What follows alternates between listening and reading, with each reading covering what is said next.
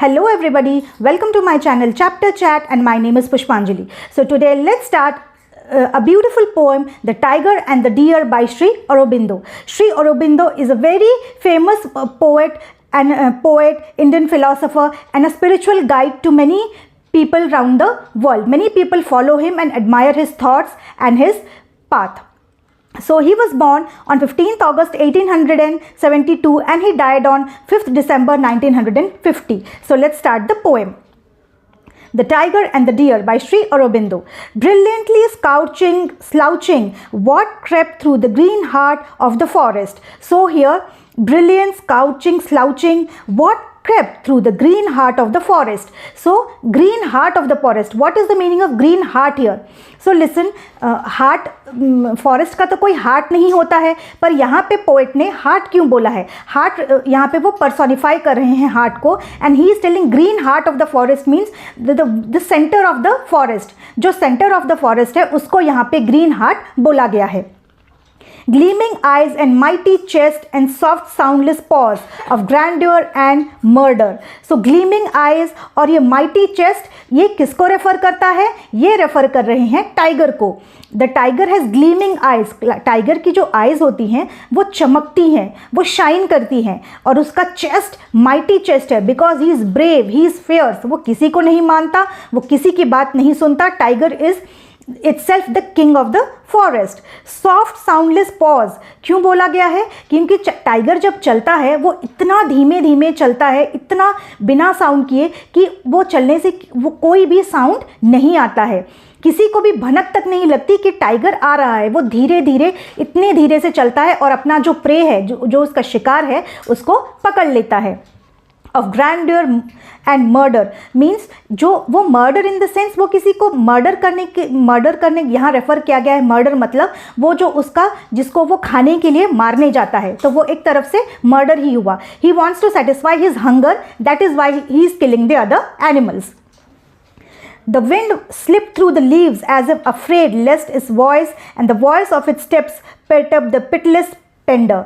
सो here जो wind है वो भी उस टाइगर को देख के डर गया है कि अगर वो ज़रा सी भी तेज़ आवाज़ करेगा तो टाइगर कहीं उसे भी ना, जैसे विंड अपने आप को बोल रहा है कि धीरे धीरे हवा चले, कहीं उस आवाज़ से वो विंड भी टाइगर को देख के डर रहा है. वो भी, उसने भी अपनी गति जो है, उसकी स्पीड जो है उसको कम कर ली है. वो टाइगर इतना फेरोशियस है कि विंड ने भी अपना गति जो है वो धीमी कर ली है. Hardly daring to breathe but the great beast crouched and crept crouched a last time noiseless fatal. Means यहाँ जो टाइगर है वो इतना स्लो चल रहा है, वो इतना धीरे धीरे चल रहा है कि वो जंगल में जहाँ से वो चल रहा है, वो जो दूसरे एनिमल्स हैं उनको वो एक क्लू भी नहीं देना चाहता कि मैं यहाँ पे आ गया हूँ. वो इतने धीमी से स्लो करके आ रहा है, और वो जहाँ अपनी शिकार को देखेगा वहीं पे वो उसको पकड़ के खा लेगा. तो अगर वो रोर करता हुआ आएगा, अगर वो बहुत ज़ोर से रोर करते हुए आएगा तो सारे एनिमल्स को पता चल जाएगा कि टाइगर आ रहा है और वो दौड़ के भाग जाएंगे अपने सेफ प्लेसेस में. तो टाइगर वो दूसरे एनिमल्स को एक हिंट भी नहीं देना चाहता है कि वो आ रहा है, इसीलिए वो इतनी स्लो पैशन में आ रहा है, धीरे धीरे, बहुत ही स्लोली, और किसी को वो एक क्लू भी नहीं दे रहा है कि वो आ रहा है. Till suddenly deer leaped on the beautiful wild deer as it drank. Till suddenly death leaped on the beautiful wild deer as it drank. So here यहाँ पे वो दिस इज़ अ फॉरेस्ट, तो वहाँ पे बहुत सारे एनिमल्स हैं. Tiger जैसे घूम रहा है वहाँ पे, डियर, एलिफेंट्स, रैबिट, स्क्विरल सब घूम रहे हैं वहाँ पे. तो एक जगह में एक डियर है, वो वहाँ पे खड़ी है. क्या कर रही है वो डियर? वहाँ पे एक छोटा सा पूल है जहाँ से वो डियर पानी पी रही है. Unsuspecting from the great pool in the forest coolness and shadow. तो डियर वहाँ पे एक शैडो था, कुछ पेड़ हैं और वहाँ पे एक छोटा सा पूल है जो जहाँ पे जंगली जानवर जो हैं, जो ये एनिमल्स होते हैं, वो पानी पीते हैं. तो ये डियर भी वहाँ पे वो छोटे से पूल में पानी पीने आई है और उसको बिल्कुल भी आइडिया नहीं है कि यहाँ पे कोई टाइगर है. वो आराम से धीरे धीरे वो शैडो में, वो जो पेड़ की जो छाया है उस शैडो में वो पानी पी रही है. The deer, the beautiful deer is clueless. उसको कोई भी आइडिया नहीं है कि यहाँ पे एक टाइगर आ रहा है या आने वाला है। And it fail and torn died remembering its mate left soul in the deep woodland। और जब वो डियर पानी पी रही थी, पीछे से वो टाइगर आके उसके ऊपर कूद गया, उसके ऊपर वो उसने अटैक कर दिया। और वो डियर जो था वो बिल्कुल क्लूलेस थी कि टाइगर यहाँ पे आएगा, और वो अपने धुन में थी और वो पानी पी रही थी। उसको आइडिया होता कि वहाँ पे टाइगर है तो वो वहाँ से निकल जाती, लेकिन उसको कोई भी आइडिया नहीं था और उस टाइगर ने पीछे से उस डियर पे अटैक कर दिया और उसने उसको उसके पीसेस कर दिए। And it fail and torn died it torn means उसने उस टाइगर ने डियर के पूरे पीसेस कर दिए। Died remembering its mate left soul in the deep woodland. और जब वो डियर की जब डेथ हुई, वो डियर उस टाइम भी उसको वो पेन फील नहीं हो रहा था, उसको फील हो रहा था कि जो उसका एक सोलमेट है वो कहीं डीप फॉरेस्ट में अकेला है और वो वहाँ पे क्या कर रहा होगा। द पुअर डियर वो उसके सोलमेट को याद कर रही थी कि जब वो उस सोलमेट के पास नहीं पहुँचेगी तो वो क्या सोचेगा। The deer is full of love, उसके दिमाग में प्यार है और वो प्यार की ही बातें सोच रही है। और ये टाइगर ने क्या किया, आके उसको फाड़ दिया और उसकी जान ले ली। Destroyed the mild harmless beauty by the strong cruel beauty in nature। यहाँ पे इस लाइन में दो स्टैंजा हैं। How nature has created two unusual beauties। जो नेचर है, जो गॉड है, गॉड की जो क्रिएशन है वो कैसी है। एक है जो टाइगर है who is very cruel, very harmful. Tiger जो है सबको चीर फाड़ के खा लेता है। और वहीं पे दूसरे साइड डियर है जो इतनी ब्यूटीफुल है, इतनी सोलफुल है कि वो मरते वक्त भी अपने सोलमेट के बारे में सोच रही है। These are the two contrasting features of animal. जहाँ पे डियर है इतना वायलेंट है, इतना फियर्स है, वो मार के खा जाता है, वहीं पे दूसरी तरफ डियर है जो इतनी लवेबल है, इतनी अडोरेबल है कि वो मरते वक्त भी अपने सोलमेट के बारे में सोच रही है, वो किसी को हार्म पहुँचाने के बारे में नहीं सोच सकती। But my day may yet come when the tiger crouches and leaps no more in the dangerous heart of the forest।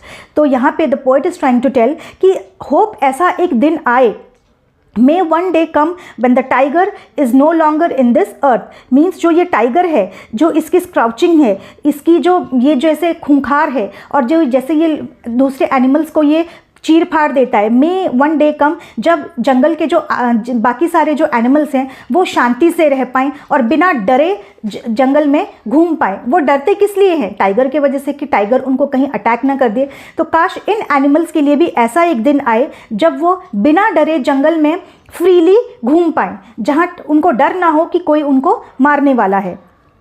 As the mammoth shakes no more the plains of Asia। As the mammoth means mammoth अर्थ से extent हो चुके हैं। They were animals like the looking like elephants। जो ये mammoths हैं जो वो elephant की तरह दिखते थे, तो वो इस दुनिया से अब एक्सटेंट हो चुके हैं। तो पोएट यहाँ पे बोलना चाहते हैं काश ये टाइगर भी मैमोथ की तरह एक्सटेंड हो जाएं, like the from the plains of Asia, Asia से एक्सटेंड हो जाएं, तो फिर जो बाकी सारे जो एनिमल्स हैं वो फ्रीली घूम पाएँ और अपना लाइफ इंजॉय कर पाएँ। Still then shall the beautiful wild deer drink from the coolness of great pools in the leaves shadow. Then the deer, तो वो कहना चाहते हैं जो जब ये अगर टाइगर एक्सटेंड हो जाएंगे, जब ख़त्म हो जाएंगे यूनिवर्स से, तो शायद ये जो डियर है ये प्यार से अपने पूल में जाके पानी पिएगा और उसको कोई मारेगा नहीं। उसको ये डर नहीं होगा कि मुझे कोई मार देगा, मुझे कोई हार्म करेगा। It can roam freely in the forest, it can drink, it can sleep wherever the deer wants. और उसको टाइगर की कोई भी चिंता नहीं होगी कि मुझे टाइगर आके मार देगा। द पुअर एनिमल्स, जो छोटे छोटे एनिमल्स हैं वो जंगल में फ्रीली घूम सकें। The mighty perish in their might, the slain survive the slayer। means the mighty, the powerful attitude, जो ये टाइगर का एटीट्यूड है, the powerful attitude, the ego, the strength जो टाइगर के पास है, उसी चीज़ की वजह से वो एक्सटेंट हो जाएगा, वो ख़त्म हो जाएगा, वो मर जाएगा। और the slain survive the slayer। The slain means जो ये माइल्ड डोसाइल, जो टाइगर जैसे मार देता है डियर्स को, ये जो पुअर एनिमल्स हैं, ये इनकी क्वालिटीज़ के वजह से, इन्हीं लवेबल क्वालिटीज़ के वजह से, सॉफ्ट क्वालिटीज़ के वजह से ये ज़िंदा रहेंगे बहुत दिनों तक। और जो टाइगर जो फियर्स है, जो बहुत ईगो है, एटीट्यूड है, वो रूथलेस है, ये टाइगर अपने एटीट्यूड के वजह से उनकी डेथ होगी। So this is the end of the poem. And what is the central theme of the poem is the two contrasting animals, जो the two contrasting nature of these two animals, जो एक तरफ tiger है जो इतना fearful है, attitude है, ego है and ruthless है, and the other side the poor deer who is so lovable, so cute. Tiger जैसे लोगों को और जिसको भी वो देखता है, चाहे वो ह्यूमन बींग्स हो, एनिमल्स हो, वो किसी को भी नहीं छोड़ता. It tries to kill everybody, वो सबको मार के खा लेता है, वो उसका नेचर में है, उसके ब्लड में है वो चीज़. ऑन द अदर साइड जो डियर है वो कितनी क्यूट है, लवेबल है, बहुत डोसाइल है, वो किसी को नहीं मारती, वो अपने ही घूमती रहती है, खाती पीती रहती है. So these are the two contrasting nature and how the poet has shown the two contrasting nature between the two animals. So this is the end of the poem. I hope आपको मेरी poem पसंद आई हो. Please do subscribe my channel. Thank you.